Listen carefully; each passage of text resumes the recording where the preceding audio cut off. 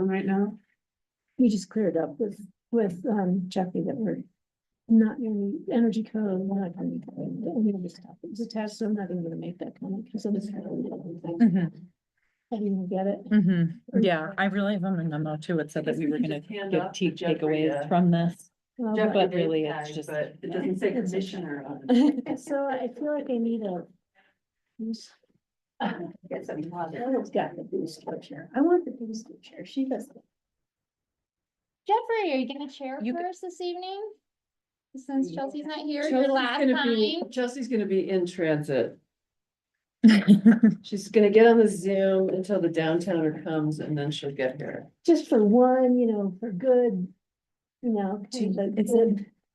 So I should have Is laid it possible my to first or move the second executive slides? session on 20 Or minutes is that late. gonna be hard? And the bus doesn't even have a snow lane to we can go, do that. or the It's all, snow lane, the. oh, as far as. Just because we can't see it. So the- I'm gonna really actually give you this. Okay. And let you share, cause I went ahead and made them a custom. Perfect. So I can do, Then we can just look at that. except for recording to the cloud, so as soon as I you turn hit this that on? and we're good, Looks it's like all John- you. They should, yeah. Um, We're almost ready, guys. Logistics. Yeah, Kanan. Okay. I think if you, anytime I pack my bag and I'm like, oh, got like these things in there, I'm like, You think of me? yeah, cause I know you're running at lunch with these on. No, I So don't. once Suzanne gets seated, can I hit record? Sure. Okay. I think Suzanne should chair, she's, She's had a long day.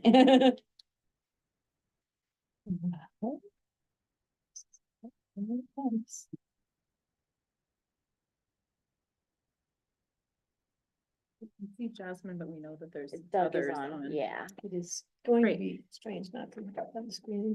So I can, let's see if I pull this up, then I can just share this. Yep.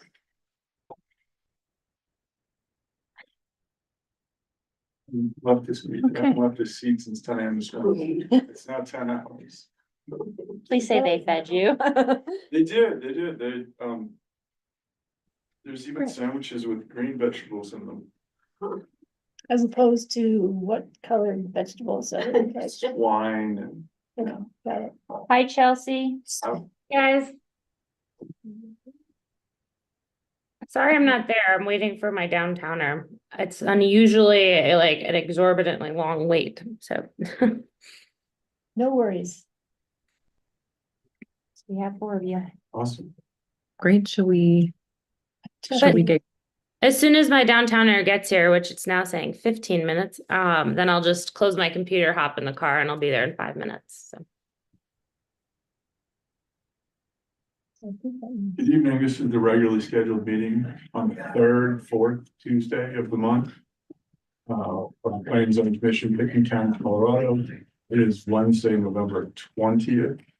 We have one agenda item, it is the CGAC 2050 planning update.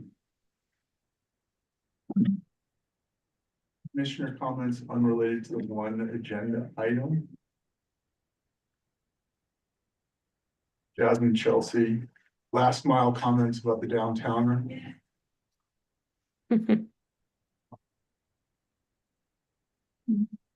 Staff comments unrelated to CGAC 2050 vision. Extravaganza. So I've got, hi everyone, Kara Silvernagel, Deputy County Manager. Maybe in tangential to the CGAC Vision 2050 update. So a couple items, I think that there's, I'm trying to think about the order, so sorry, let me reset myself.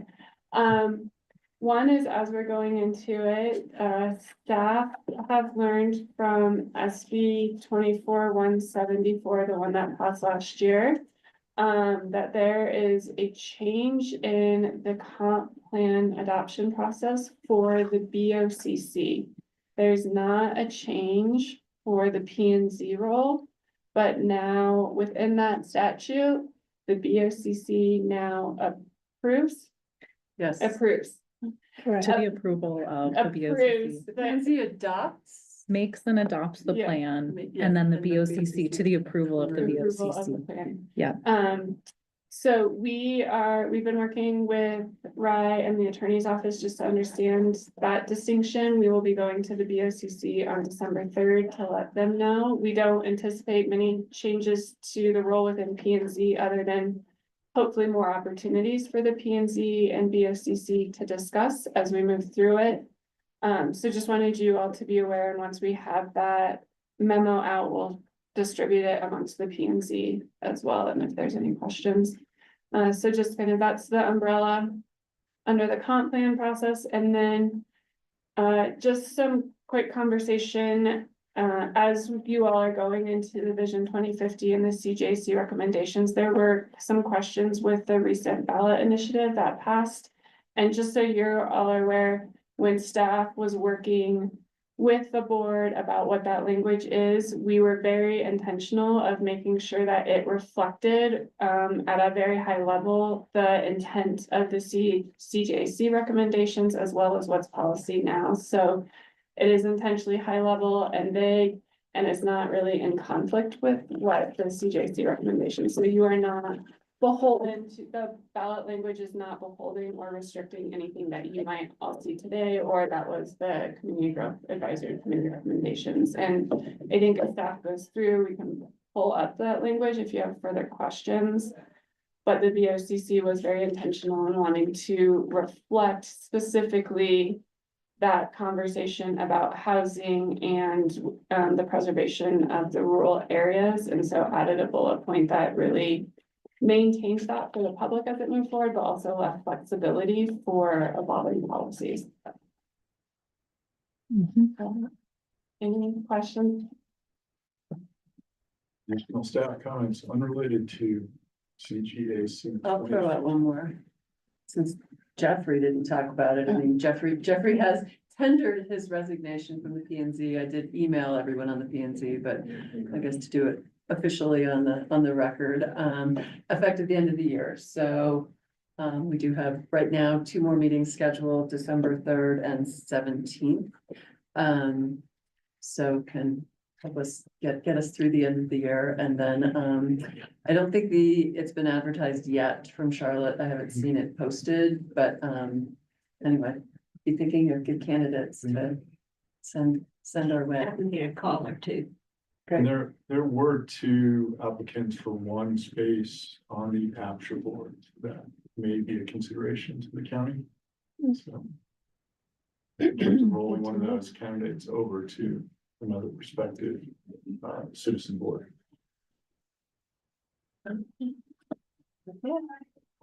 We're gonna miss you.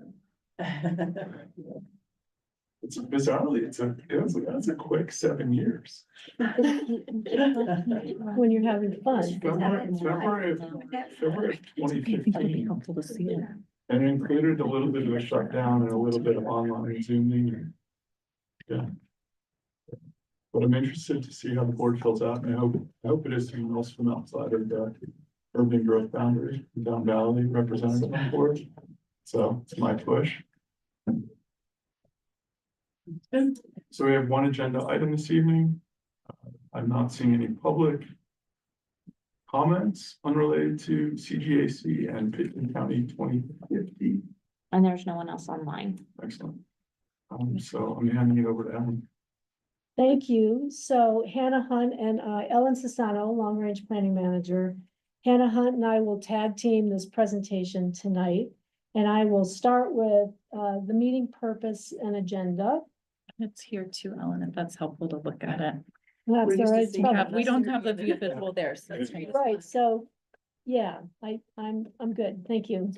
So the meeting purpose is severalfold. We're gonna start with a Vision 2050 overview for you all, and then summarize feedback that we got from the October 30th Comprehensive Plan Open House that was held at the library up here. We're gonna focus on affordable housing policy direction. That's really the focal point of this meeting. And then wrap with next steps. So starting with the Vision 2050 project. To let everyone know, Chelsea will be back with us in 5 minutes here. So, I mean, I think just keep Okay. going, but Okay, her ride came. Yay. So I'll start with the Vision 2050 project, just a quick overview. At its base, the intent of the Vision 2050 project is to implement Board of County Commissioners' goals around growth management and climate action and their relationship, and also to recognize, acknowledge the Community Growth Advisory Committee recommendations in that effort. So to paraphrase the board's goals, because this is so integral to the whole process moving forward, the goal is to implement bold climate action while balancing our economy, preserving our rural and wildlands, and supporting an equitable and affordable community, right? So there are three key process elements needed to accomplish these goals. The first step is the comprehensive plan update for the county. And the comprehensive plan will lay the policy foundation for land use code, building and energy code amendments, which will follow. So Hannah Hunt is gonna walk us through the roadmap, the timeline for getting that comprehensive plan update completed, and we'll go from there. Great. So this is a roadmap slide. You all have seen this before, basically just to share where we are in this process. We went through the existing conditions this last summer, reported that out. This fall has really been diving into topic areas with different discussions, subject matter experts, one-on-one discussions, culminated in our open house that Ellen was talking about that happened on the 30th. And where we are now is in this refining policy direction stage. So taking all of the inputs and feedback that we've received and starting to really hone where we have clear policy direction, and then identify areas where we want some additional feedback, which is an example of some of this discussion tonight. The still tracking toward beginning to draft comp plan in the beginning of the new year, and then for finalization and adoption in early summer, June of 2025. And so this is just kind of sharing again, there's a lot of inputs that are informing this process. The community planning inventory, which we shared, so a lot of existing community plans that have been both county driven and also some community partners. So that's informing this process. The CJC report, of course, caucus master plans, which weave in their Colorado state requirements that we are complying with and very much tracking, as well as additional public and stakeholder input that is informing this process. And then within the comprehensive plan, this will set policy direction in these kind of 5 broad areas, which is built environment, natural environment, community health, economic health, and regional approach. And part of the discussion that we'll have tonight is really focused within that built environment plan element. So just some kind of broad brush about the open house on the 30th. We had in the afternoon a invite only discussion that was with county staff. We had municipal partners were a part of that, a variety of there were land managers, representatives of the chambers, folks from nonprofits, folks in the environmental community, kind of a broad swath of representation that attended those breakout sessions. And then in the evening, we had an open house that was open to anybody, and all of this was held in the Dunway room, and got some additional feedback from the general public. So the breakout sessions, kind of, again, big picture from these 3 different groups. Really, the kind of through lines were affirming the CJC recommendations and goals, helping us further hone and refine some of the problem statements, which is also helpful, and then providing us a basis to begin drafting policy statements. And kind of a big takeaway is being able to move into that drafting policy statements to allow the public more tangible things to be able to respond to. And we feel like we're at that point.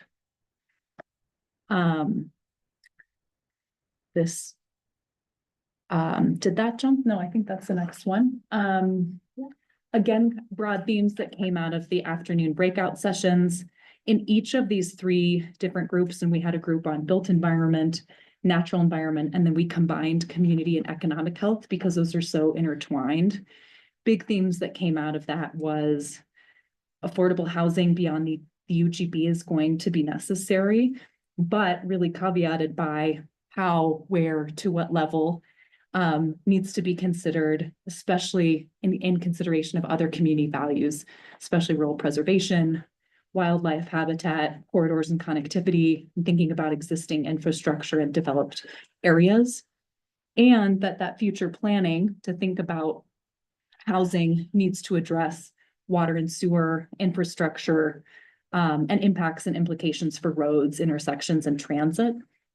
So again, kind of broad themes that was present in all of these discussions. And then again, that prioritizing rural preservation is a long-standing community value, has always been supported by the caucus master plans, and came out really again in these discussions that this is our a really strong community value to prioritize rural preservation in light of some of these other community values and goals for affordable housing. So kind of broad themes, also identifying kind of a tension between some of the feedback.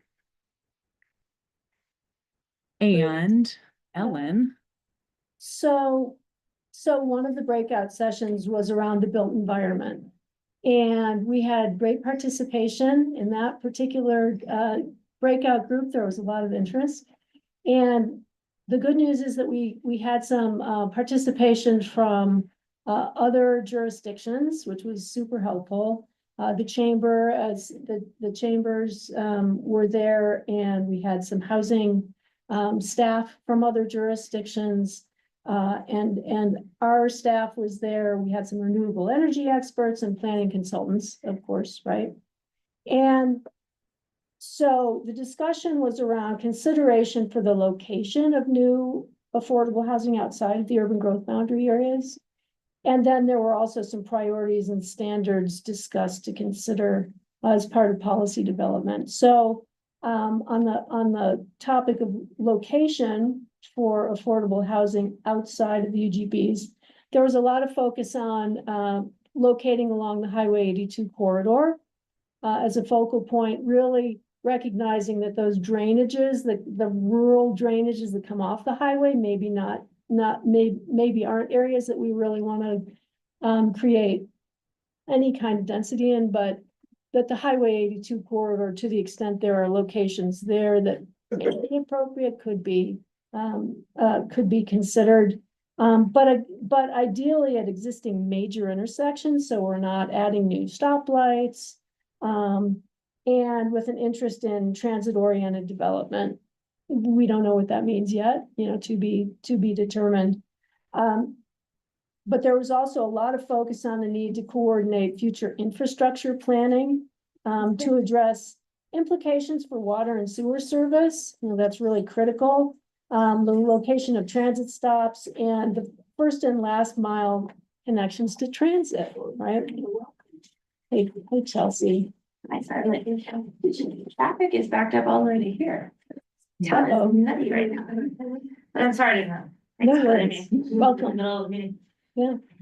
So some of the priorities that were identified in this discussion were around the need to incentivize on-site affordable housing as a priority, to leverage existing affordable housing opportunities by investing in existing assets in the affordable housing stock that we have today.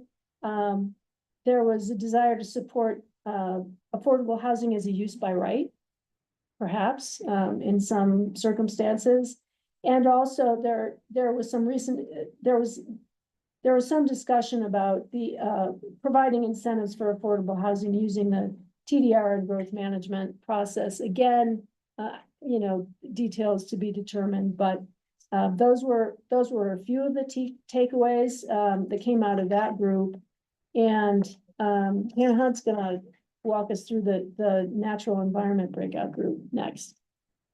Yeah, so natural environment, kind of the main threads from that discussion, and there was kind of more detail in the packet that you all received.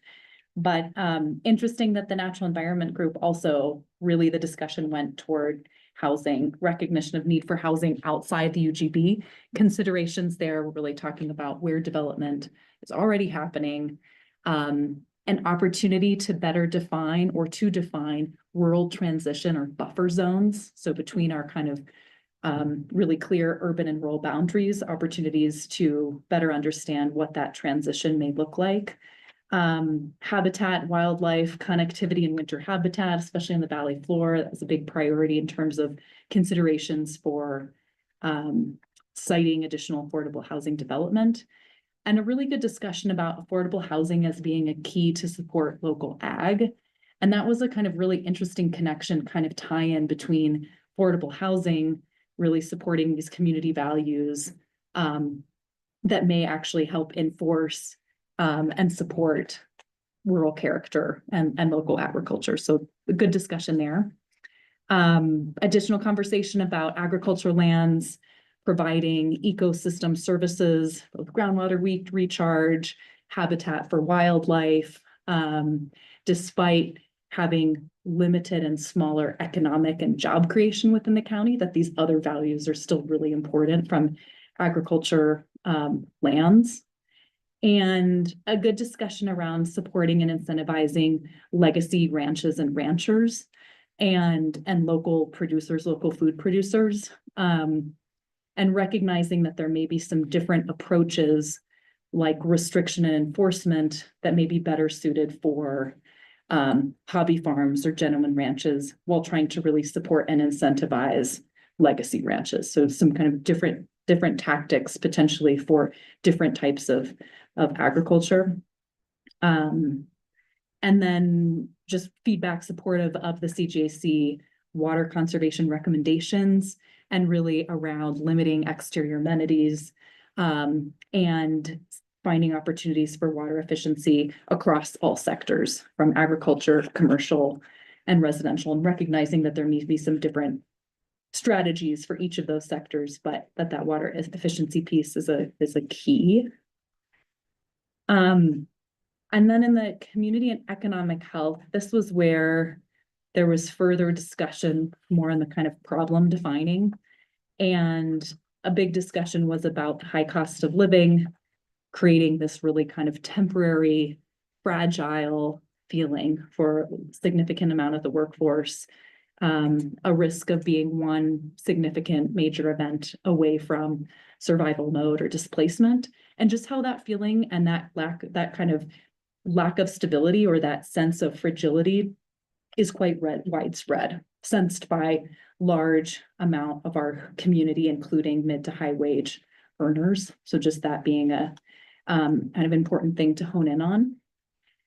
And part of the discussion was around does the economy that we have support the community that we want?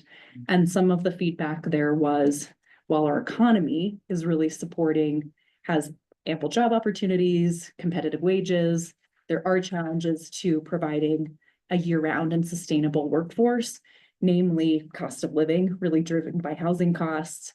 Those cost barriers also being barriers to putting down roots, and disparities between public and private sectors. So kind of broadly speaking, that the economy, kind of difference between our economy and the community that we're wanting to support. And further discussion about need for regional collaboration, recognizing that one jurisdiction can't be in all spaces, and that unified collaboration is an opportunity. So that's kind of the deep dive into some of the discussions that were had at the breakout sessions in the afternoon, and then in the evening. Yeah, sure. Ben. So in the evening, we had an open house from 5 till 7 for the community at large, right? And the intent of that open house was to inform and educate the general public about the comprehensive plan update, but also the CGAC recommendations. And we had actually a remarkable turnout. I think we had maybe 40 people come to that open house. And there were a lot of comments made, but a few key takeaways were direction to focus affordable housing in nodes with access to services and infrastructure. So really, support for direction that we received earlier in the breakout groups. And also to recognize the inherent tensions and trade-offs and find balance between competing community goals that we are going to be dealing with as we draft these policies.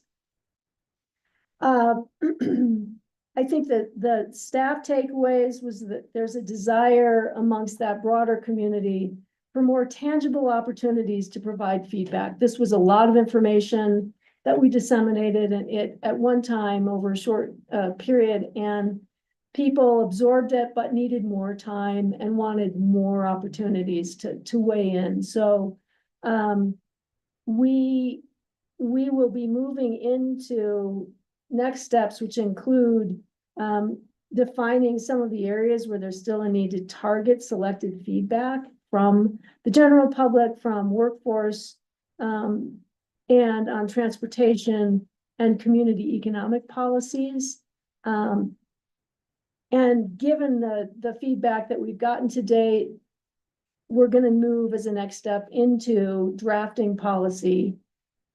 At least to start, we'll start with drafting policies. We will then again come back to the community for more feedback. So I think the open house and the breakout sessions were very successful in terms of providing some really pointed feedback from the general public. And with that, I'll pause here to see if you have any questions, clarifications about what we presented to date, Suzanne, and I'll try to see if there are people online help me. But let's start with Suzanne. Wondering, was there a common thread in terms of the people who came? Was one particular sector of the segment of the community represented more than another? So that's one. The other is, did you feel as it was going on that you were presenting and people were willing to get involved to talk about it, or was there the fear factor already being set up? Well, why don't I start and then Hannah Hunt and others jump in, please. But I think for the breakout sessions, we actually invited participants were invited because they had a particular community subject. They were subject matter experts or people that we knew had specific background or interest in the topics that we were trying to focus on. So, and we had I thought we had a really good turnout, and I thought it was a pretty good cross-section of people in the community. And the open house was not by invitation only, and we got, I think we got a reasonable cross-section of the community. So yeah, I didn't feel as though there was much of us just presenting out and getting nothing back. I thought it was a pretty, good discussion.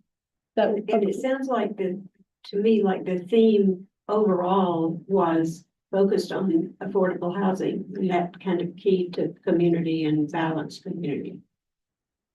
Continue to emerge, even though that wasn't the focus of some of the discussions, like in the natural environment, that wasn't the question asked, but something that really came out. Yeah. And I wouldn't say there were any really, really surprising pieces of, feedback that came back to us. But nonetheless, there was some basic agreement. I'd say as a general rule, there was some agreement with the recommendations by the Community Growth Advisory Committee, particularly on the topic of affordable housing, the need for, and some, there's clearly nuance on how to locate outside of the urban growth boundary, but there wasn't a lot of, absolutely no way, no how. Right. So on that topic, there was some buy-in, I'd say. Anything else to add, to that? I would just say, you know, we had the open house happen on an evening and a weeknight evening. There weren't people with kids there that attended. That was something that we were That's true. trying to make it available, but you know, that's always hard. So that's kind of a demographic certainly that wasn't a part of that. And then also, you know, something that we have identified as really workforce and folks who may not live in Picken County, but work in Picken County. And that's an area where we want to do some really targeted outreach to be able to make sure that that's part of a voice that's part of the conversation. But I think in terms of an interest to really learn and kind of hone in on the different discussion points, there was a lot of interest to really kind of gain, you know, hear what the CJC was recommending and how that connects to the comp plan. I would just say in terms of a communication strategy, those different boards and the information that we presented at the open house is online. So if people want to be able to, you know, look at that and see that more, that's available from a digital standpoint. And also, and I won't go on, but from my perspective, the fact that we had representatives from other local municipalities involved in the discussion was really helpful. And it wasn't all kumbaya, but it was, so Yeah. I don't know if that's a. Yeah, What as is- well as caucus representation, Yeah. both in the afternoon breakout groups as well as that attended the open house. Right. Yeah. I have a I question. think it's just, go ahead.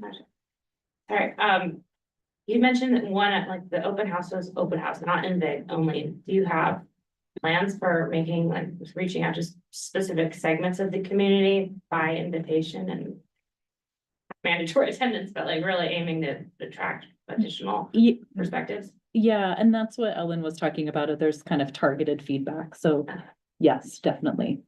I Yeah, guess and in preparation for this meeting, one of the big groups that I think I would hope would be on that invite list for targeted outreach are the companies that do a lot of the construction work or maintenance work around town that are the day trippers in here that work Mhm. here, and also their industrial facilities are located out of town where their trucks are. But they're driving here every day with workers that work here and go to Clark's and City Market and the gas station for lunch, like those. And the people that are on Red Mountain all day, that are coming down all day with trucks at 5 PM leaving. That segment of the tree trimmers that are carrying heavy equipment into town and the excavators should be invited Yep. to understand the Mhm. infrastructure. And I mean, and of course, that also ties to the city of Aspen, but I was hoping that they would be represented, because I'm interested in your question too, as to who's showing up at these meetings and is there a missing segment? And I do feel like the companies that provide the construction here in town are an economic engine here. So they should, and not just town, but all across the county, they're funneling workers from various counties into Picken County to do work. Mhm. So, and I'm sorry if I use the word town too much, but this is the epicenter of the county. So that's all. I would like to see that construction segment, at Mhm. least as part of your targeted stuff, find out if there's anybody attending or if you're reaching out to them directly. Mhm. Your comments remind me of what I was thinking when you answered my question a moment ago. And that is part of what I'm hearing from what you're reporting is that the CGAC membership was chosen well. You know, because they were, Mhm. they did, I mean, the landscapers, you know, I don't mean the man who does all the big design and he does it from Detroit and it's built here. But the women who are digging in the dirt, you know, and that was represented on, and it was fascinating. I mean, the feedback that the CGAC got from those people was quite wonderful. So I think that what you're saying is that we've been on the right track, and still there are other people who, I mean, you know, there were realtors, there were builders. Well, so much to team on what you're saying, so much of what this policy is going to translate into is how is it applied? And I think that the construction segment of the industry is the part of is the group of people who have to apply it the most. And will benefit probably the most from the housing. So the people who have to actually take the law into their hands and go practice it are the ones who need to know about it as it's being drafted. Based on what the CGAC has decided to implement. Now we need to start educating them because in 2 years, they have to actually Right. build things a certain way Yeah. and will be affected the most by the change in policy, Mhm. as we all will. I think. And Go ahead. I was just gonna say, and just to kind of totally appreciate that feedback and just also to kind of bring you in a little bit into our process is that we have a kind of a stakeholder matrix of different people that we want to engage. So part of the process of going through this is identifying who is attending and what's the best forum for that. Because knowing that a weekday evening is not going to capture everyone and some different strategies in terms of being able to get feedback and participation look different for different stakeholders. So just to track that, 7 AM for the construction crews. They're Yeah, already so here. They're all already home by now. yeah, but just to affirm that that's very much on our radar to make sure that we are representing folks who are participating in our community, because that's such the key of the CGAC, right? The fabric of our community, making sure that that's represented in the feedback and the direction. So just to affirm and say, yes, point taken, and thanks for reinforcing that. And if I may, I think, Ellen and Hannah hit on it, but I think the contrast between the breakout and the subject matter experts, it's easier for them to jump in and dive into the conversation. I think some of what we saw in the open house is everyone was there wanting to learn more, but didn't really know where to start. And so I think as you start to see drafting a little bit more substance around it for people to respond to, I think is also part of the strategy as they're talking about of having those targeted, but having a little bit more for people to respond to, because the general public, you know, with the construction worker, all of those are like, how does this apply to me? And I think we kind of heard some of that from the open house, Mhm. and understanding what's the content that we need to bring to the public at the right place too. Yeah. Yeah. Any questions from online? Who do we have online? Jasmine? Doug and Jasmine. No? My other question was timeline. I apologize if my question is redundant, but like. You said next step, so like. Yeah, What? can go we can back. just, here, I'm jumping back to, Sorry. Timeline. I dropped So off. let's go there and then, yeah.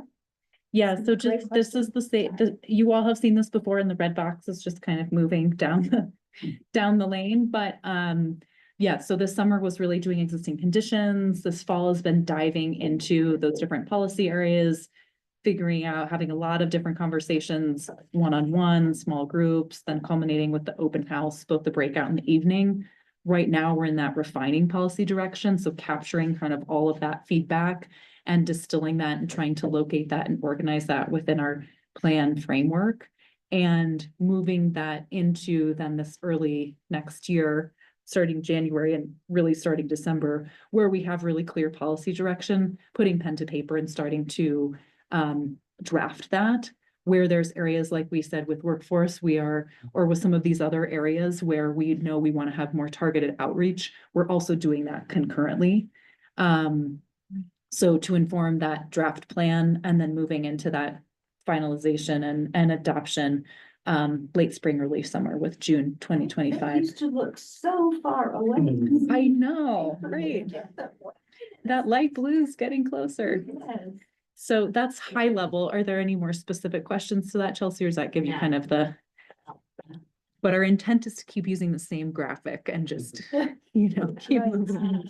moving forward. Okay, thank you. Yeah, So if there aren't any other questions on that segment of the agenda, we'll move into the affordable housing policy criteria, which is really what we want to focus on with you all to get as much input as we can tonight. So Hannah Hunt is gonna sure.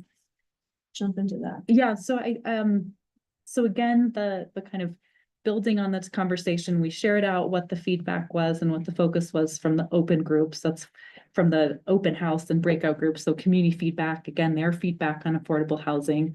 And then going back to the CGAC reports, this is really grounding in what the intent and objectives were for the CGAC.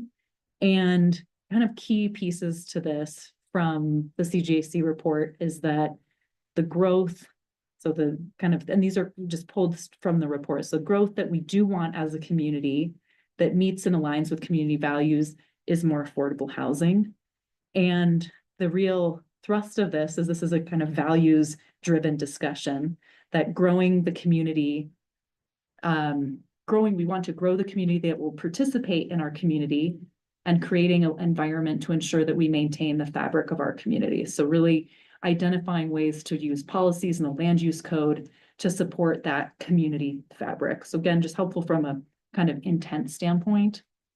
And the discussion as well that many types of affordable housing are needed to meet the values and goals, and identifying and using the land use code as a tool to help incentivize different types of affordable housing outside the UGB. So these are really the items that we've been, is kind of the charter to move forward with based on the CGAC report.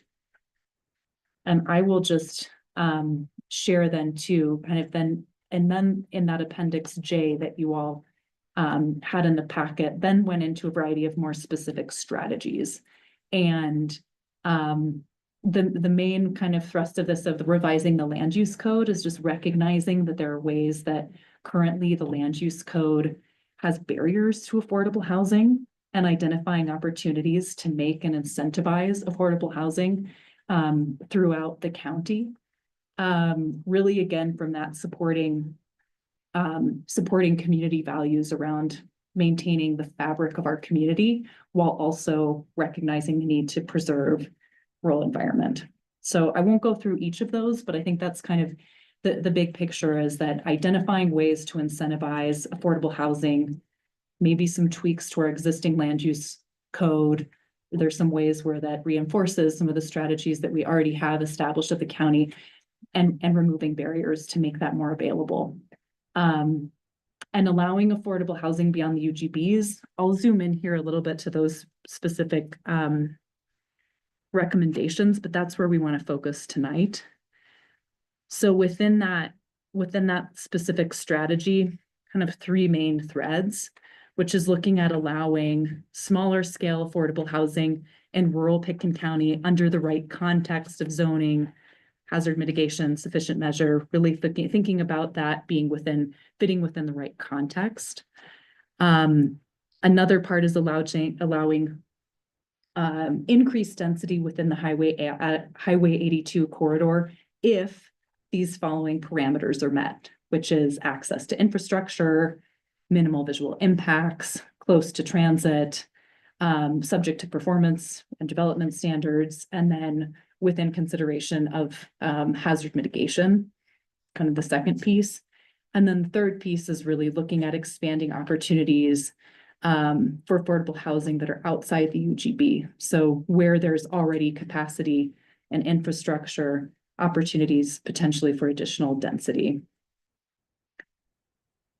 Does that make sense? Any questions there? It's kind of a lot in there, and we can come back to that. Yes, Suzanne. Question may not fit right in there, but does the cash in lieu program still exist? Yes. Mhm. And cash in lieu, we have an employee housing impact fee, is what is applied to development over 5750, coming through the permanent. So that still exists. Does it earn us money that Does we it can work? use? It earns us money. But there's nothing to buy with it.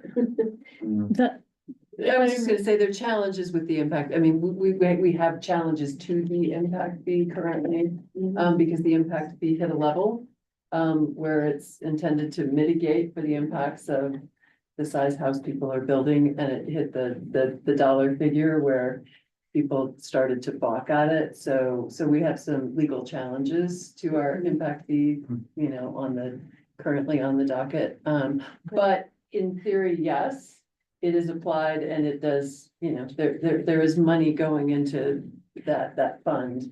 That's available for the county to use towards housing projects. And I would No. also say, just as part of the recommendations, maybe it wasn't in the housing, was looking at the mitigation fees and are we getting the most out of it? So we are in a process of actually looking at the current methodology and revising, basically trying to get more out of that impact fee in the future. So that's also running We get parallel. more efficient, more targeted. That if, do you think that is there any ever mention anymore of if you build it, you build the house and you generate this number of employees, so if you find a place on your land to put them, is that talked about anymore? And the answer is always no. Well, I would say it's being talked about, and I think it came back about with the growth committee report, but to sort of turn the tides, I mean, when we enacted the housing impact fee was an effort to apply that across the board.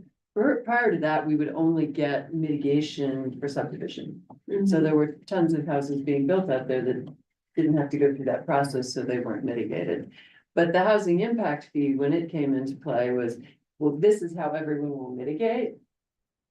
And there's a process to ask if you want to provide onsite, offsite, some other alternative of housing. You know, I think now with, you know, everybody's feeling this crisis of like, well, right, money might not be doing the trick, like we really want to see those units. And is it better, you know, to have that, turn that conversation again and talk more about, you know, are we trying to actually get units from people more so than getting the impact fee to try and, Get what you know, really so want. right, it's, I would say it, you know, it evolves like everything. It's like at a certain point in time, it made the most sense to approach it from an impact fee perspective and. Those are the people that are coming in wanting to develop or redevelop land are the people who own the land that we need bit by bit for affordable housing. But if they just give us money and we don't have any place to buy the land, to use that money, they get off, as I see it, free, and we continue to pay. As a It's not community. free, they're paying a lot of money, right? Well, I mean, but they get a lot for, a whole lot for us getting very little from it in terms of community, affordable housing. And they're the guys with the land. Back to the, yeah, I'm just I saying, would- but they do have to pay something, right? It's not free. They do have to pay something, but it doesn't go anywhere. It might as well be dumped in the sewer. Because we can't Well, use it's in it. Picking County bank account. Well, fine.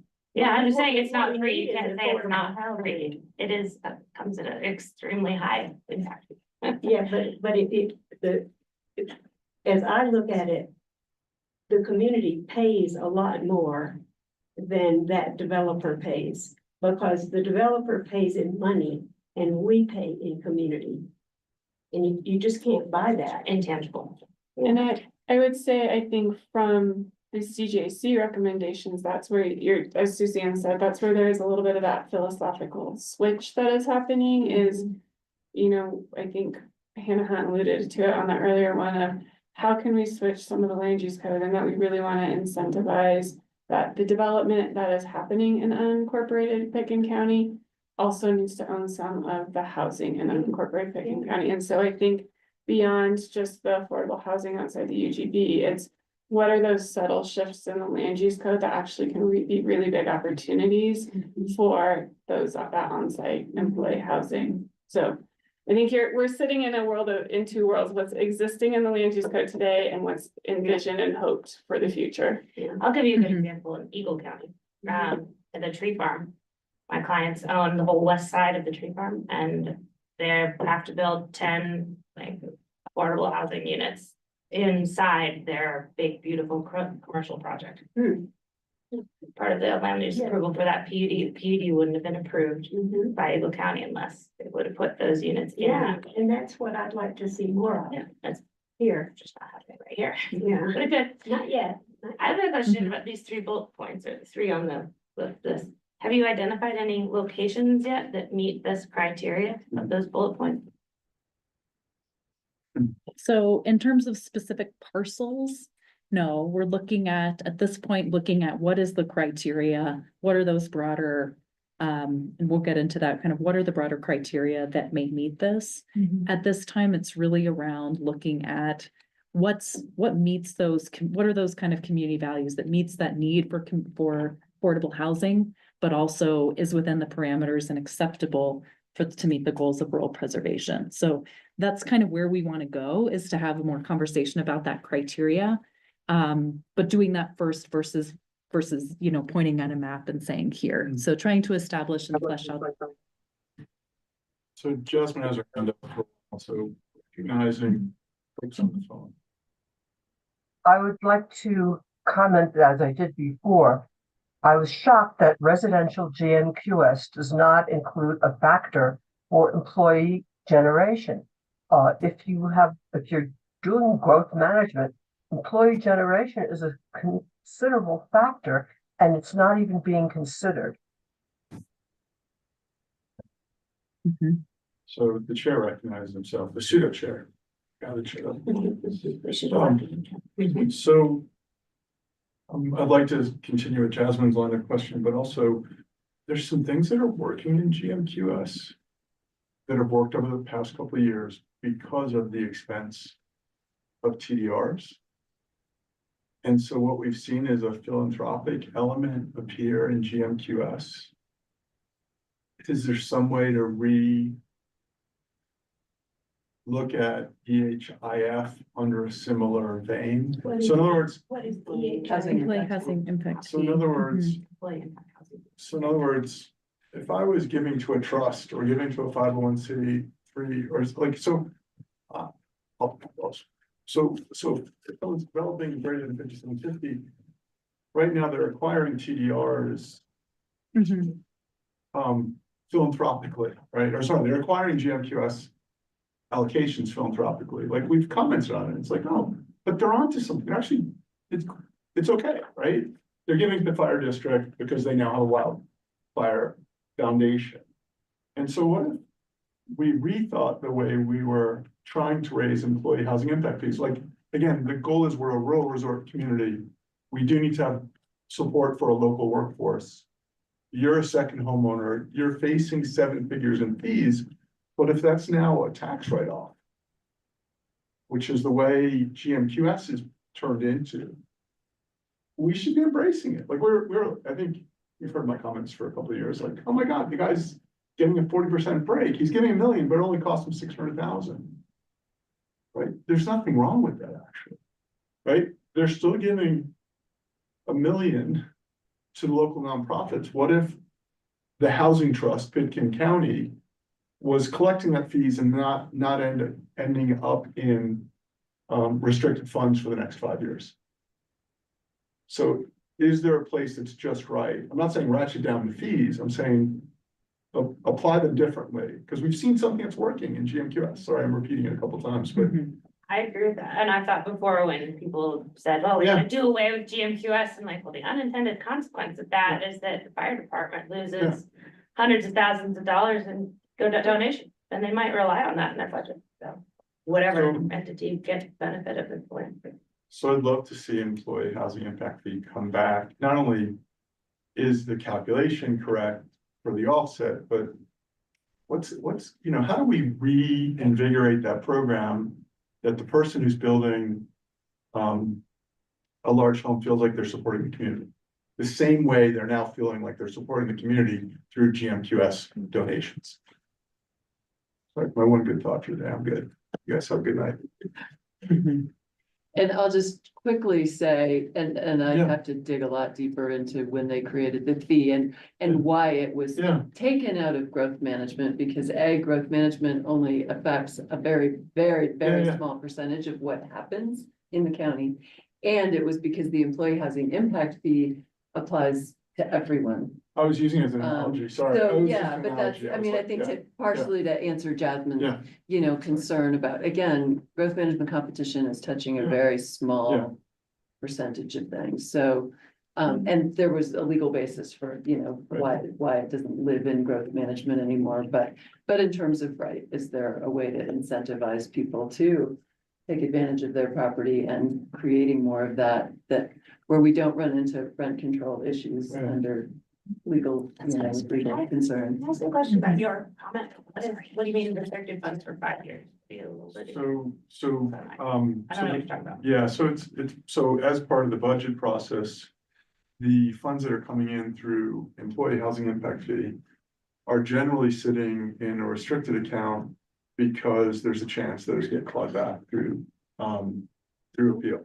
So there's two parts of it, and I want to acknowledge, I think it's a great idea, and there's things that we can look at in incentivizing with the housing trust through GMQS. The employee housing impact fee is an impact fee, and you have to have an impact fee study, and you have to prove a nexus, and so.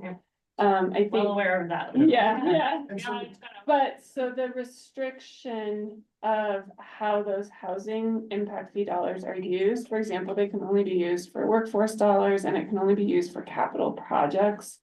And typically for at least 5 years. And so as we look at other housing needs or other aspects of community housing, we can't tap into those dollars. So senior housing, for example, we can't use those funds. So there's a segment, I think, Jeffrey, this is what you're getting at. There's a segment of community housing that we're all looking for as a community that those funds are not able to support.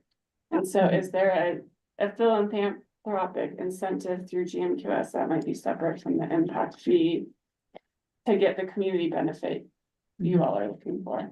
And also just acknowledging the mill levy that was passed, right, which is another funding I think we stream. now have 4 housing funds. And I think some of those that are winding up in employee housing impact fee end up not only restricted in terms of use, but they're also sitting there pending. Yeah, exactly. So- Yeah, so some of them, because of various legal, Yeah. we are not spending those as much. Okay, thanks for calling in. But it just, since you started with asking about the impact fee, I mean, somebody came in today with a permit for a new 9250 house. You'd be paying about a $1.2 million housing impact fee.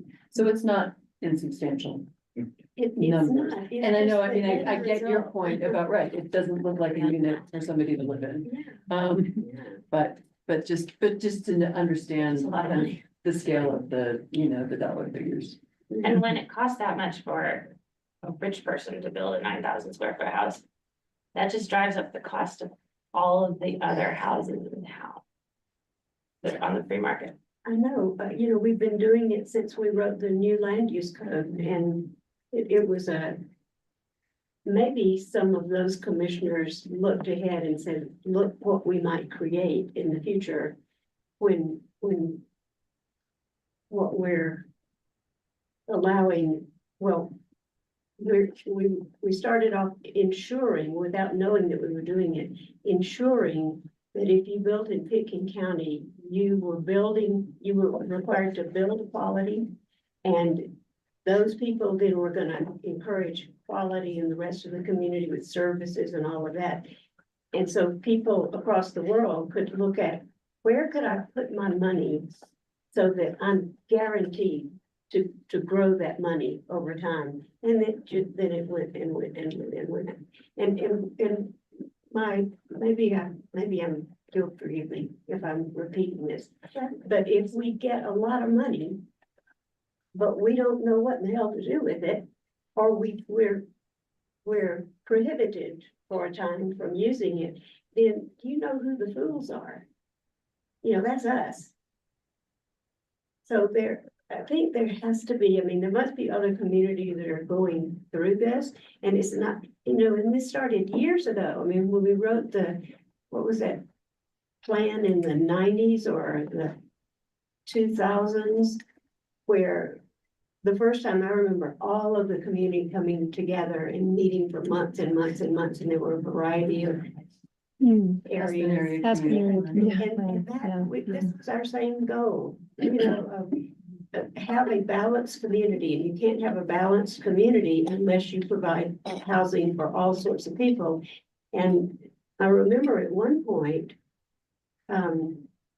this is not me saying this, this is an eccentric, wonderful man who's been on the council, I think, in Snowmass Village, and then served on the BOCC here, who would just say whatever came to his mind. But there was someone who came in who wanted to develop a big house but didn't want other people living on his land. He wanted all of the land to himself. We can all understand that. That'd be wonderful. But the response of this very outspoken commissioner was quite racial. But what he said to the developer is, I know you don't want to hear the banjos in the background.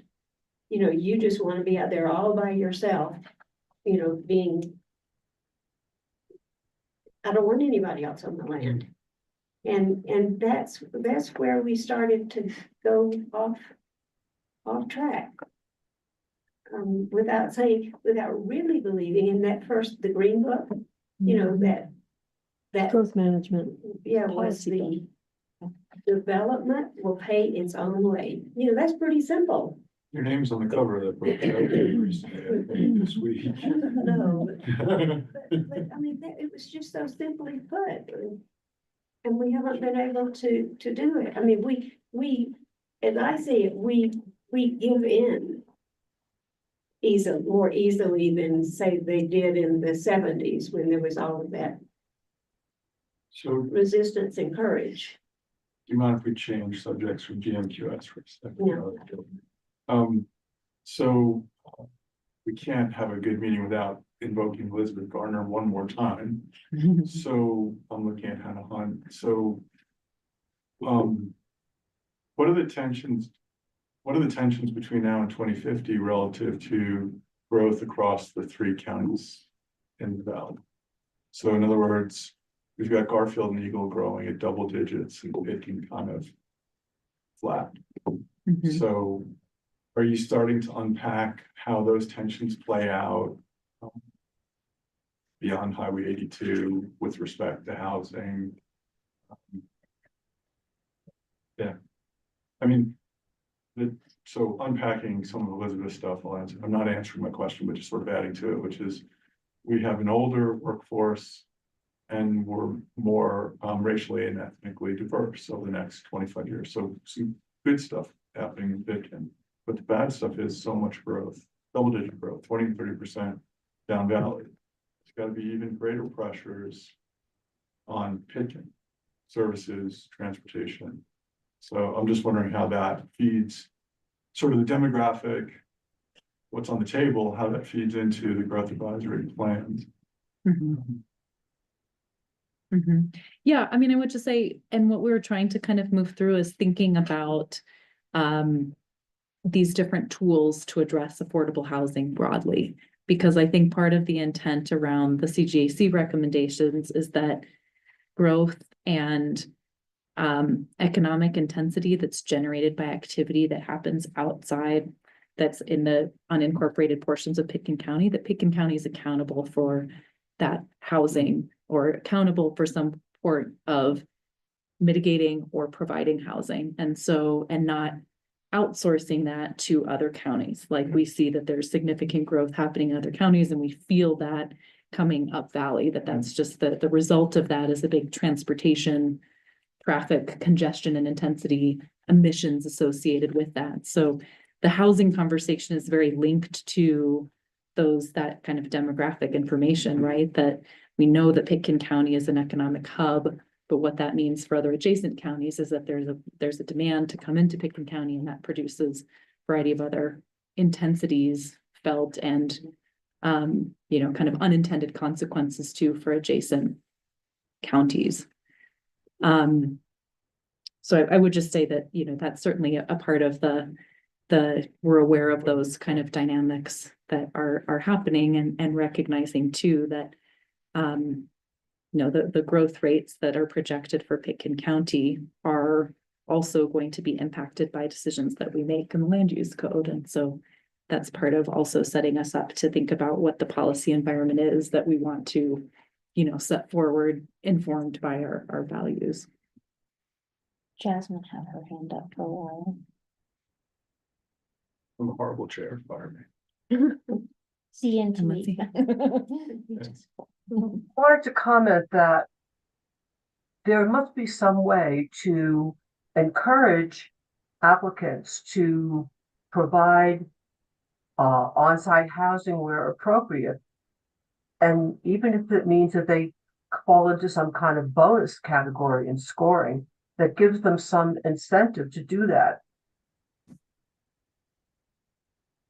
That is definitely a sentiment that we have heard expressed in the feedback we've received to date. Absolutely. Mhm. Mhm. I can tangent for a minute, or you guys have more slides, sorry. We have a few We more have slides. Yeah, we wanted to walk through just the current land use policy and then share where we see some of this criteria around what we've heard around prioritizing, kind of summarizing, and what we've heard to try to avoid and summarize that. So that's where we're going, and we can go there or we can tangent. No, I can table it. I mean, Okay, it's related to the hazard mitigation. I guess my concern is that we're making decisions based on regulatory maps, and Suzanne's gonna kick me under the table, that tend to be really outmoded. You're not kicking that hard, like, the question is, when do our intelligence services catch up with our approvals? So in other words, if our flood maps are 15 years old and our fire maps are 25 years old, why are we still making land use decisions off of the outdated regulatory maps? And does the state just come in and preempt us with their own map, says you guys are out of date, which is going to happen? So. Great question. Requires some changes to the land use code, which refer to specific map. Yeah. Part of that is an exercise in that and basically saying, use best available, whatever. Yeah, CGS is providing new mapping now for debris flows in landslide areas that are different than the 1974 maps that we refer to now. I mean, clearly, right, we're going to utilize those, but I mean, again, that's like an administrative thing that just involves a code amendment to address like 20 different sections of the code to clean it up that we just haven't found time for yet. but we are doing a land use code update. So there's an opportunity. I'm just throwing out because like at Yeah. the same time, the county's flying 25 miles of Mhm. aerial to provide 6-inch data. When can we use that? The literally resolution is 6 inches for 25 square miles of the county. When can we start to use that for land use approvals? As opposed to, we have a wildfire expert, wildlife expert, but actually we've taken the data we've got from the aerial and start to make that the informed imagery, if you will, for rockfall hazard on a 7,000 square foot parcel in Redstone. So I'm just afraid that we continue to use outdated data to make decisions. I guess I would probably dispute some of that, but I don't know. It wasn't an accusation, it was an Yeah. observation. Yeah. There was no kicking. Yeah, There was no yeah. kicking. You should have seen You're her. not that No, it's related to hazard mitigation. Yeah, so. Yeah, Like, got it. we're saying, okay, where are you gonna land housing? And to me, wildfire, wildlife, all those things, it's like, where's the support tools behind that landing? Point well made, Yeah. yes. Yeah. That's all I'm trying to make. It's sorry, I'm staying up here, I'm not saying. Yeah. Yeah. No, I mean, I think, right, I think, right, the basis of our code that we're still gonna want to have development of wood constrained areas is not gonna change, and using the best available information, of course, is great, but no, I mean, right, we have to, we're still gonna go there. We're not gonna put a bunch of employee housing in the landslide. And area. Doug had his hand up before we move forward. Oh, Doug, okay. So it wouldn't be a Zoom call if we didn't say, Doug, you're recognized and you're on mute and we can't see you. My hand just went up, Jeffrey, so you were very receptive to being very quickly.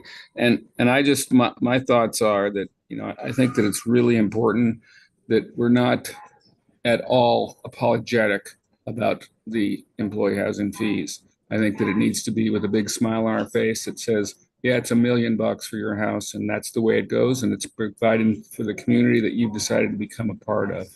And so I think that the attitude It can't be, yeah, God, it's $1 million. That's really a lot for you people. But that, you know, that's the cost of playing in our community anymore. And the reason they want to be here is because it's so wonderful and because we have to provide, and we are providing employees for the things that they do. So I think that something you said earlier, I thought it was you, Jeffrey, about, or maybe Chelsea, about, you know, they're feeling good about giving to the fire department or good about giving to somebody else. And I don't know how you make somebody feel good about paying in these fees, but it's got to be perception to some extent, and it shouldn't be inexpensive. We shouldn't decrease it. We should continue to increase it because it's the cost of doing business, in my opinion. So I know I went back off of the other tangent about the wildfire and everything for the development areas. I understand what you're saying, Jeffrey, but I really feel that we need to be really strong that this is a real cost of being part of this community, and pay it to play. So my thoughts. Thank you, Doug. Great points. If I may, we'll get you through these slides so that we can continue the conversation, and hopefully generate some more. So this next slide brings us to the current citizen housing land use policy that lives in the land use code. I don't know how familiar all of you are with this policy, but it does exist, and in many respects, it is consistent with the CGAC recommendations around affordable housing, and we'll walk through those areas where it is consistent. There is one area where it is not completely consistent, and it's in that first bullet there in the brown. Basically, it's, you know, this has historically been a priority for the county to encourage development of affordable housing within the established urban growth boundaries, where employment, services, and facilities are typically already established. It's important to note that there have been some changes since this policy was drafted, and there is now employment in the rural portion of the county. It's not all centered in the urban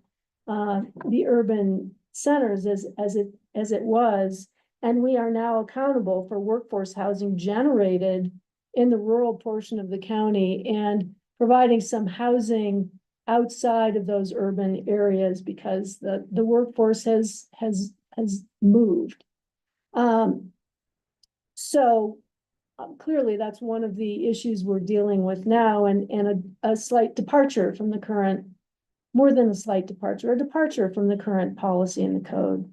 Where there are consistencies are in these next two bullets. You can see there is actually a statement in the current policy that says, hey, affordable housing outside of urban growth boundaries may be acceptable if it's employee dwelling units, caretaker dwelling units, job-related on-site housing, conversion of existing locally serving housing, on-site required mitigation housing, or replacement of existing affordable housing. That is not inconsistent with CGAC recommendations. There's also support for the purchase and buy down of existing units in the current policy. And then the current policy speaks to the need to disperse housing throughout residential areas with due consideration to other policies of the county. And again, here's availability of water and sewer service, fire protection, public transportation, employment, shopping, schools, social services, and recreational activities. That's in the current policy in the land use code. So, you know, again, there's some real consistency between the current policy and recommendations that are made by the CGAC. So we just wanted to bring your attention to that. There will be some things we can carry forward and other parts of the policy that will need to be modified to address CGAC recommendations.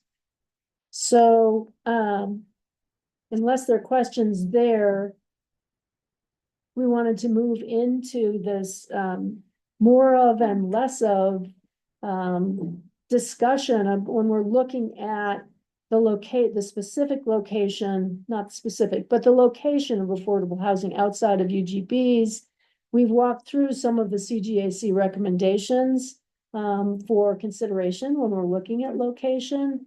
And we wanted to walk through what the CGAC has prioritized, and also based on feedback that we've received to date, what's been prioritized and what we've heard should be avoided, and get your feedback on, how you ask you to weigh in on these more of and less of columns. And Hannah Hunt, do you want to walk through the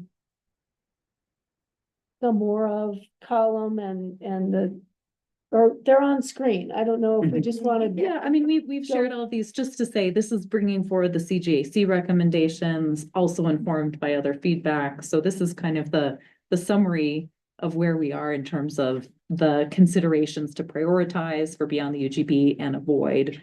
And this is the place where would be great to have a conversation and get feedback from P&Z, especially knowing that, your perspective is so much from the land use code, and helpful to just identify, is there anything missing here? Anything further to be clarified? Would be helpful to just kind of dive into this and really an opportunity to get further feedback from you all, knowing that then the next step from this, again, kind of what we heard from the community feedback was moving into trying to start drafting policy to be able to have more for the community to respond to. So opportunity to really provide feedback, and then staff will take that back and put pen to paper, and then, have further opportunity to respond. But this is where we wanted to focus some of the discussion today. And one thing I will note in the prioritized column that we haven't really discussed was several bullets down. There's a statement that says allow 2, 3, or 4 unit multifamily under the right context of zoning, hazard mitigation, and sufficient infrastructure. And so in terms of scale, outside of the urban growth boundary areas, I think the CGAC group was really maybe not thinking of huge multifamily structures outside of the UGB, but more along the lines of a smaller scale that would be in scale with, to the extent that it can be, with the surrounding character. And so I just want to point that out as something we hadn't specifically discussed to this point. The only thing I'm getting is feedback from like my clients and people I work with in the whole valley, not just King County, but I think is worth paying more attention to is the ability of existing landowners to come in and add density to their sites outside the urban growth boundary. So like adding a tiny home to your property, if it can tap into the existing infrastructure, that seems like it already meets all of the requirements that you're trying to mitigate.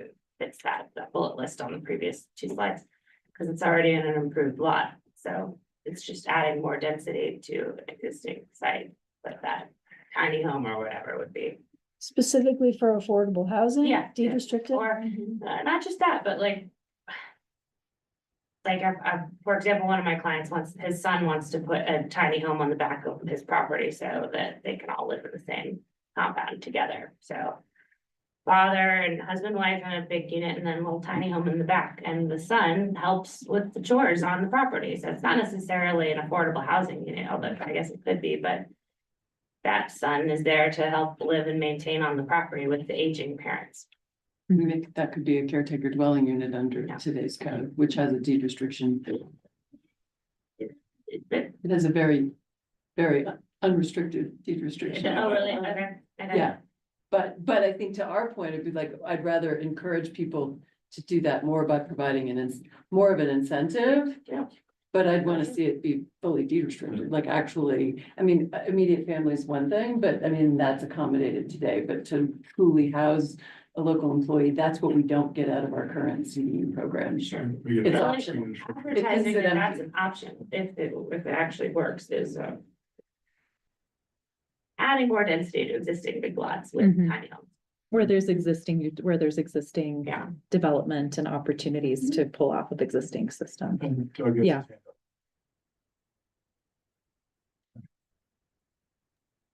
Thank you.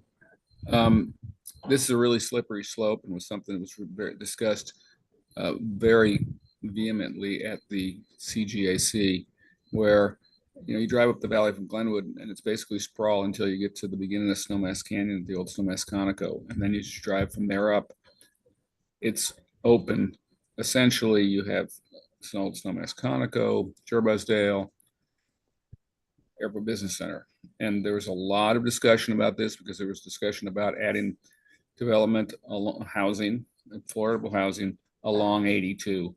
And there was quite a few members that were very strong about not allowing that and keeping the, whether we call it rural or whatever nature we call it, along, keeping the corridor not completely built up. Sprawl is the one that says avoid less of the first one.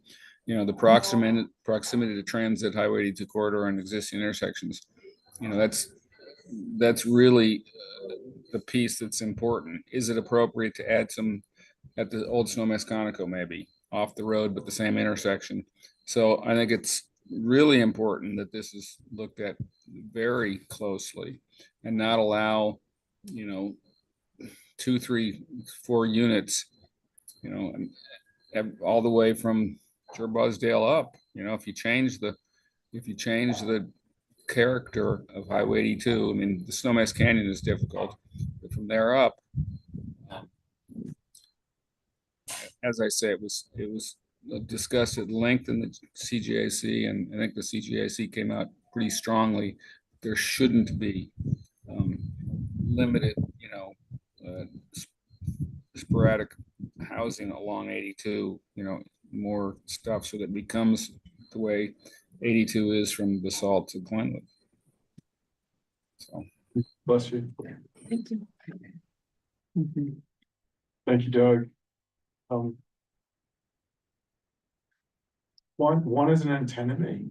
So you've got a conflict between multifamily and water supply. So multifamily in 2024 is sprinklered, period. So it sounds great aspirationally, but you're not going to have sufficient water from your well to do multifamily If you're on, outside the UGB. So just recognize the antinomies in this slide itself. 2, 3, or 4 units should be sprinklered. The bandit ones that exist today are basically death traps, and they wouldn't be approved by Roaring Fork Rural Fire. Period, as new development. So just keep that in mind. When you think water supply, they've got to meet NFPA 13R as well. Is there any thought to market segmentation of what would exist outside of, like, so multifamily that this board's approved outside of UGB has generally been first responder, but I don't hear any of that in these slides. Like, is there any segmentation? Like, so we have 11 utility workers that are driving from Silt and Newcastle today to plow our roads. Is there segmentation or prioritization of more of, which would be county employees or first responders? So it's a long-winded way of saying, are we prioritizing anything when we say multifamily on this slide? I would say at this point, that is not part of the policy discussion, right? Thinking about, is this setting the environment to build? How those housing units are used is more sitting through the discussion of, I think if that's something you don't want to talk about, it's definitely to be added in, but through this point so far, it's been about again, the CJC, the open house has been just generally about supporting all aspects of the community and what's the environment through this policy and the comp plan to allow that development. I think Suzanne would say when she wrote her green book, you didn't write green book, you wrote down to like comprehensive. Which one do you want to author? I hate to call myself an author. You're on the title page. You're on the title page. The question was, I Not the think, green book. I The think green book was really, really early on. so the growth management board versus I think the Down Valley comp plan 87. basically really says you know, the only thing that's multifamily outside the UGB is first responder. So Thomasville, Meredith, up the frying pan, you know, we're not building bunkhouses for workforce housing. Mhm. But we need a sheriff out there, or we need an ambulance out there, so, or we need a utility driver. So it's just it's a clarifying question, and it's. I get that this, Kara, I get your answer of, we're describing the what, not the whom. And I guess I'm trying to figure out, you know, are we setting ourselves up for exceptions? Because I'm really concerned about multifamily outside the UGB, given water tables, resources, aquifers. Mhm. You're gonna need 3 acres to put 3 people on a property outside the UGB. We've seen it. It's called Station 45 or 46, Right. right? And they're struggling to put 3 people Mhm. on that property. So, sorry to be the doomsayer this evening. I just, your comment leads me to another kind of question about policy and whether it exists, it's fine if you're building more of it, but does this does the plan include making APSHA a little bit more effective and cleaning up its the management and practicality and a practical application of how APSHA is run, because it has a really bad reputation with almost everyone. And so if you're gonna have more affordable housing and you want everybody to buy into it and think it's great, but it's being managed by an ineffective system, I don't know how to explain it, and I'm not trying to brag on anyone who works with APSHA, but just generally, it's got a terrible reputation of mismanagement, cheating, outdated rules in APSHA, and bad staffing. I have personal experience with the bad staffing, so inapplicable, very corrupt things happening in APSHA. That's the reputation in the county. So if you're gonna build more affordable housing, you want everybody to get on board with that. But it comes along with this bad reputation of a bad management program. Yeah, fix the management program at the same time. And I think maybe Mentioned in here, what's that? wasn't that mentioned in here a little bit earlier? It wasn't in the same words, but cleaning up what you already have. Preserving the existing stock. Just let me clarify, and I want Suzanne to jump in more directly, but all of so this is not going to address APSHA, it's not the role of the comp plan. And the covenants run to the benefit of the county. That change has been made a while ago, not to the benefit of APSHA. So what that means is that leaves the flexibility of how the county wants to run those covenants. We can choose to send them to APSHA or not, but we made that change, I don't know how long ago. It's definitely been the last few years, but that we've been Hasn't taking. trickled down to my little brain yet, but yeah, okay. And Public that's- perception isn't that way. Nobody knows. Again, no, it's not everything. It's just if someone's involved in, say, the distillery needed to provide 3 units on site, those deed restrictions run to the benefit of the county. So there are enforcement, they're beholden to us. Caretaker dwelling units that are getting approved currently, those deed restrictions are running to the county's benefit, and not to APSHA. But that's recent, fairly recent time. And part of that, interestingly, was, we had a number of CDU requests for folks, say, up the Crystal, who wanted to do it. But it makes sense for them to be able to provide a unit for somebody who may work in Carbondale, but that's not Pitkin County. And APSHA's regulations would not allow for that. So that was a point when we started to take some of those CDU deed restrictions to the county, because we could write broader language that we could still accommodate a teacher in Carbondale. Yeah. Who would live up the Crystal. Do I get a follow-up question? Actually, it's not a question, it's a statement. I need to go. I apologize for leaving early.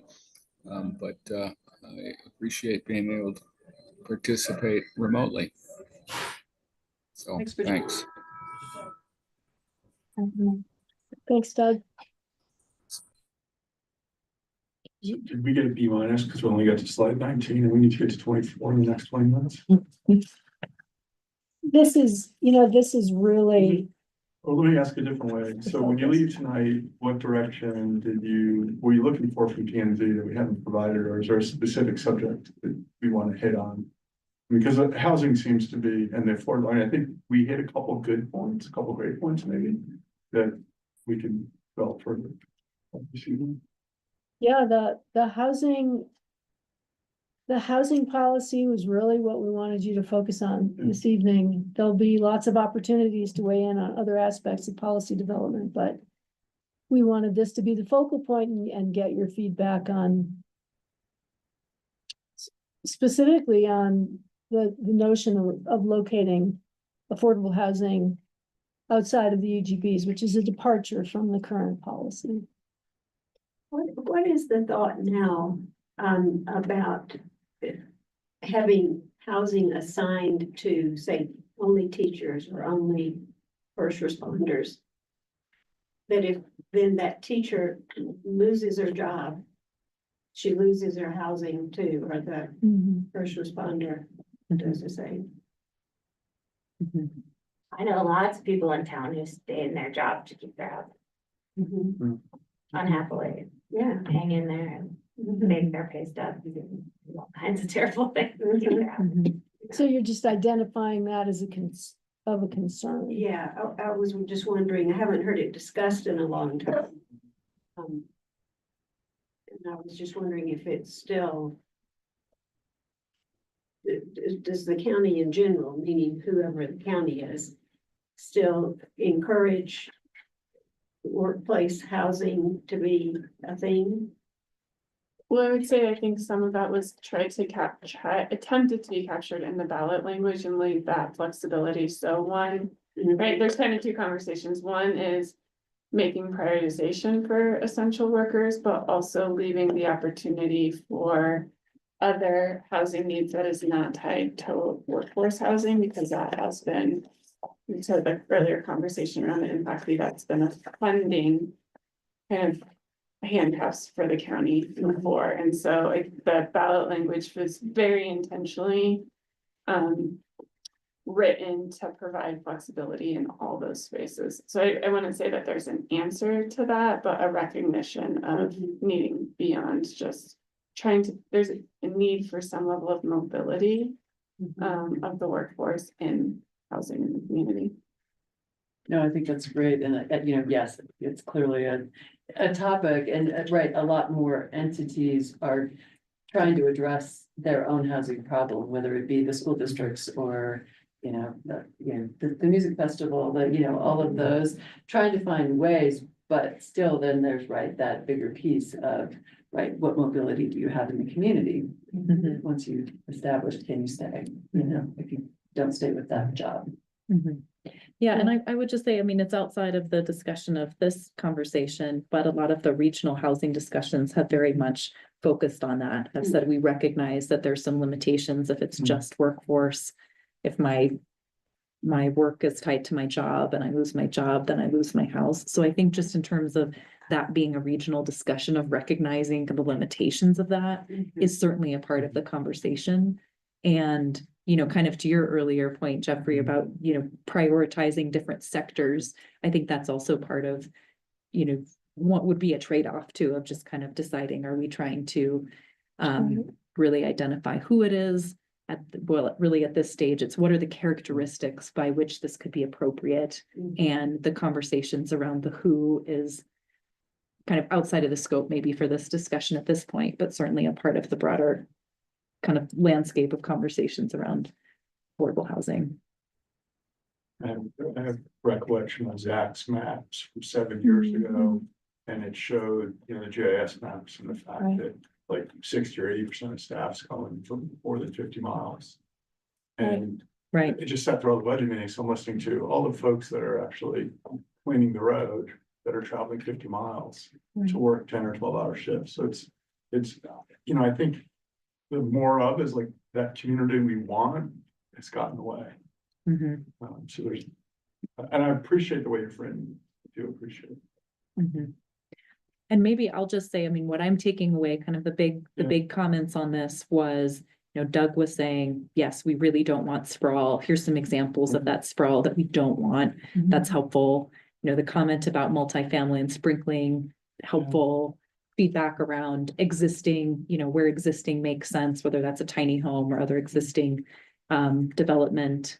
And you know, some examples around what transit, you know, might look like, of whether that's close to the Conoco or, you know, where those existing intersections arrive. So I feel like this has been helpful to give us kind of affirming a lot of these items on this list. Is there anything here that from your, you know, apart from the kind of multifamily call out, is there anything else here that, you know, really feels like we should touch on? Or are, you know, again, our kind of next step is then to start to craft policy based on this kind of framework. And we feel like there's comfort level with where we're starting, we will move forward with that. I like it a lot. Too. Jeffrey? Yeah, I mean, I'm really concerned about the allow 2, 3, or 4. I'm not bought in. Mhm. And this is where we could provide use cases where it's not successful, where it doesn't work, where we've tried it in Capitol Creek, we've tried it along Snowmass Creek. So I almost wish. Yeah, I mean, great, let's scrape the storage center we just built at Snowmass Conoco and put it, or change it out for housing, just said water closets and call it a day. Sorry, that was sarcasm. Yeah, I'm interested to see how you come back with that. Proposition and how it works on a 1 acre site. I mean, so when we approved the 15 units at the North 40, we got massive pushback from the community from 15 to 18. 18 was the right number. It was like, wait, and you know, 18 was, we were wrong. The community was wrong. 18 was the right number. We need more density right here. There's an underpass, there's an airport, there's transportation, there's everything. There's a good bakery. But I just fail to see it outside of the GB. I really do. And so I'm very interested to see what you come back with in terms of policy and how that works with limited. You know, what I'm concerned with is we continue to build further and further out, and then we add services. Right? That same fire station we brought up earlier was built because someone built a community out there. And they no longer could get insurance, so they had to build a fire station. So I'm very interested to see how you craft the policy on it. And, you know, I hope you sit there and say, okay, here's 5 acres at Shieldo. Could we do 3 units here? You know, well, it's the aquifer and it's a waste treatment system and, you know, there's no guardrails. Right.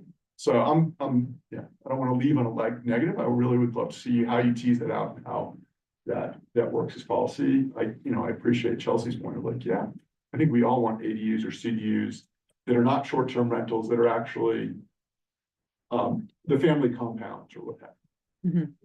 And Jasmine, thank you for interrupting. I wanted to sort of tag on to that. The experience that we had in the city with ADUs wound up with fewer than a quarter of them actually being occupied the way they were intended. Most of them wound up as 5th bedrooms or media rooms, and it was even advertised that way in the MLS because there was no penalty for doing that. I think we have to be very careful in crafting any kind of CDU regulations. Not completely shut it down. I totally agree with Jasmine, but like, don't craft it so much that it's so highly regulated that it's not possible to do it. I agree. And if I may respond, Jeffrey, to your comment, I think you're perhaps suggesting that in the avoid list, that we avoid developing services, commercial services to accommodate housing outside of the UGB as a result of developing that housing outside of the UGB, something to that effect. to locate housing where there are existing services to the extent that that's possible, and utilities rather than bringing those services and utilities to affordable housing outside of the UGB. Is Yeah, that, I mean, yeah, I mean, if you think about it, you're not gonna get insurance unless you're within 5 miles or 8 miles of a fire station, mhm, right? Period. Right? Mm. State Farm or State Auto will not insure you if you're 8 miles from a fire station. So, yeah, I'm concerned about, multifamily sprinkler, additional services. water And so, capacity, yeah. and I like, again, I like that this strategic plan from CJC says, what should we avoid? What should we stop? What should we not do? Mhm. And there's a incrementalism fight that's in that side of the slide, which I really Incrementalism, appreciate. Yeah, Yeah, I mean, I think, if we looked at East Cyprus, we'd say we made a mistake. We started this crazy subdivision of really large homes that need sprinklers that aren't on a good aquifer. And we can't support them as we're, with services, rural Pitkin County. mhm, And we're gonna lose lives that way, right? Because we can't give them that quality of service. From an ambulance district or a fire district, or a water district or waste. So yes, there is in between was don't extend municipal services. Sorry, it's so blunt. What's wrong with extending municipal services at some point in the future? Another fire station in that East Cyprus area. Sorry, I was thinking waste and water, no. No, I'm saying it would be the end of the world if there was another it goes back. three firefighters living in a little No. fire station on that hillside next to the big houses. It's fine. Let me say it a different way. So I was thinking of extending water lines and extending waste lines, no. I would be supportive of, yes, Aspen Village, where we already have the land, the district has the land. Yeah, 5 units makes sense. Where's the water coming from? Where's waste? Right? The same with Woody Creek, the same with Thomasville, Meredith, etc. But they're probably much like Station 45 or 46. They're probably, you need just enough units to be insured, and you need 3 people basically to drive an apparatus. Well, we're writing this code that's gotta last like 100 years, right? Maybe 75. I don't know if next time we're gonna do this again, so. 7,500 years from now, they might have the ability to power themselves. On-site septic that treats their own water and supplements the slight water drip that they're getting. Out of public services. There could be more advanced technologies in that amount of time. And so it's just saying allow, not like require or like implement multifamily out there, but someday. So let the market take care of it. I mean, it can just be an unused part of the code for 75 years, and then some creative guy or girl in the future will figure out how to do it. We'll be Based thinking on- about wastewater. Yeah, that's what I was gonna say. We do that on the island in North Carolina. All the water, wastewater is treated and put back in the system. Going back to Chelsea's earlier comment, the carpool kiosk might be a good place to pick people's brains with a survey, $1 or something, because you're getting people that are commuting and that have taken the time to put 2 people in a car and get access to free parking, but it might be a nice way of getting and figure out a way to say thank you. I mean, Connie would give them chocolate, so. In the donut. Right, there's got to be a way of getting that market segment, I Yeah. think. What other I's do we need to dot tonight?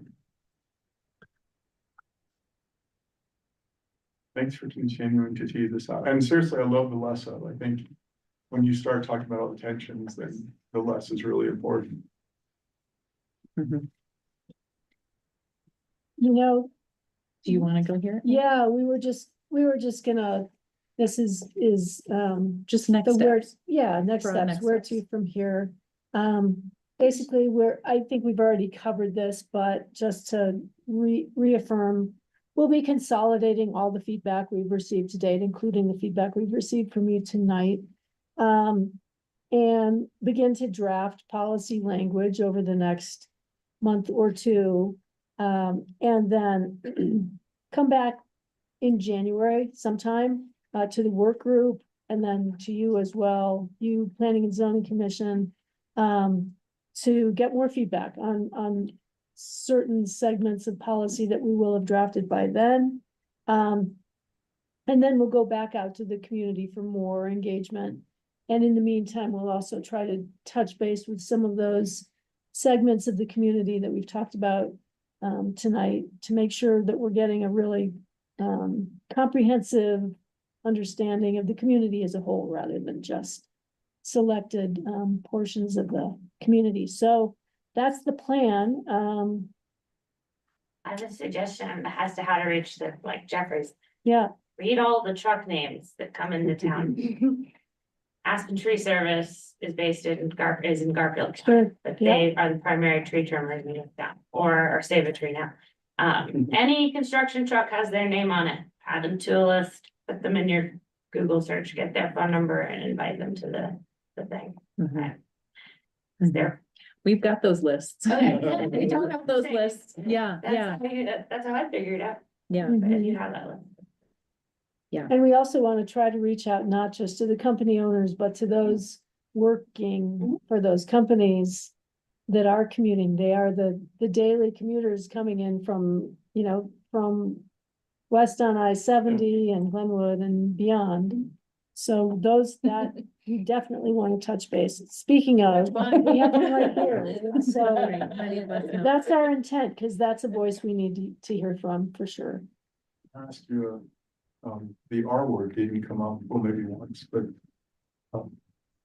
is part of the stretch of the community and the traffic and everything else, we have to reconsider our wonderful rental market, and where does that play in this? Right, it's a significant part certainly of the the municipal economy. It seems like it's a tiny speck in terms of the county. But isn't that the services generated by the rental market? It seems like it's driving. You're saying short-term. rentals? Short-term. Yeah, rentals? sorry, I was. Yeah. Mhm.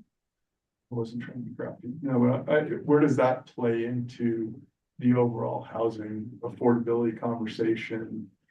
Well, I think we've recognized that, along with the workforce that's generated by management and services required for large homes. There's also there's a similar component associated with short-term rentals, the management and services required. So we recognize and acknowledge that those activities generate workforce in the urban area and urban areas and the rural portions of the community, and that we need to acknowledge that and take some ownership of the need to provide housing for that workforce. So we are looking at well, I don't know if we want to go into that segment of the economy, but we're definitely looking at some of the data around that sector of the economy to understand what workforce is being generated and how to accommodate it. I mean, yeah. And maybe just to say, just that is a very small sector of the economy and utilization in of unincorporated Pitkin County, correct? Yeah, I was just gonna jump in. I think maybe thinking about it as how places are rented out is very different than short-term rental in 30 days. It's a very specific segment. And I think when people in our community talk about short-term rentals and that, it's more how are the houses rented out and the impacts, like Ellen said, on the workforce operations and management. To try to bring it back to housing, which I think is where my brain was going, was one of the pieces we started with was the folks came in who did Compass. So your folks that did the original when we met on the Aspen Institute campus, give me his name. Miles. Oh, So they yes, also okay. did Compass. Yeah, the Crescent Views Compass, And yeah, so, Yes. GBSM, yeah. yeah, is there anything that we love in Compass that we as a county want to steal? So revisiting thoughts about bonuses to increase employee housing stock, like, Crested View gave out square footage bonus, I think it was 250 or 500 square feet for deed restricted employee housing. So is there something, again, as we get to this, the joy state, if here's the new plan, we've learned from Miles and, I think someone at Snowmass Village one meeting said, we don't want to be anything like Crested View. I'm like, why would you not want to go to Preston Beach? It was a lawyer. Because they had entertained the notion, I think they actually passed it. The notion in Snowmass Village of bonuses for deed-restricted, detached, workforce housing. And you could ask Jeff, he's a lawyer. Mhm. It was Jeff against Paul Tudun. Jeff was in favor of Crested Butte, Paul Tudun was. Sorry, these are all going like this. Paul's a little- I would just, You can see us Yeah. all starting to get. Yeah. yeah, Would you Yeah. guys like to- Can we be done? have We can 60 totally seconds. be done. Would everyone like to Yeah. do a motion to adjourn? Or is there anything, final thoughts, Anna? I would just say the piece that it encompassed that is Yeah. similar to this process, this Yeah. compass was really a values-driven process, was really what are the community Yeah. values and how does that inform these other aspects and translate into policy and code, which is a similar, just kind of general approach, as opposed to just looking at a map and, Yeah. making marks on it. So that intent around really elevating the community values is something that's present in this process and intent as well. And we can also certainly look at the specifics of that What was plan, the successful outcomes, with- yeah. I mean, again, there was a couple elements of like in 75 years, what does this look like? Mhm. Jasmine, any final, No, thank you. enjoy your evening, motion to adjourn? So moved. Thanks. Thank you, everybody. Thank you. Thanks, guys. I Very love nice seeing job. the bots move. Goes into making Yeah. the bots move. Yeah. And we'll see you again in January with, Oh, I should, Progress. an idea, sorry, until we meet again. oh, right, sorry, that was. I think 2024 goes with that. Where did the century go? So December 3rd, Yeah. do we want to go out after our meeting It was lovely. to celebrate? Oh. I mean, the only item now is the farm. I'm worker sorry, housing. it cut out. I was kind of so expecting Was that. that the Zoom? I don't think it will be. So I logged in at. I would love to go out. So- It like timed you out. Mhm. Yeah, so, yeah. It doesn't like being on for that long. No, after 12 hours, it cuts you out and have to Invite be- him on here. Yeah. And so when I was kind of downstairs, since it just, I just didn't Even sit if you're down. not like in And the. he- Pictures of his house being developed. Interesting. Who's your neighbor? Monty was living on Summer Spring Road for a minute. Did he ever actually live?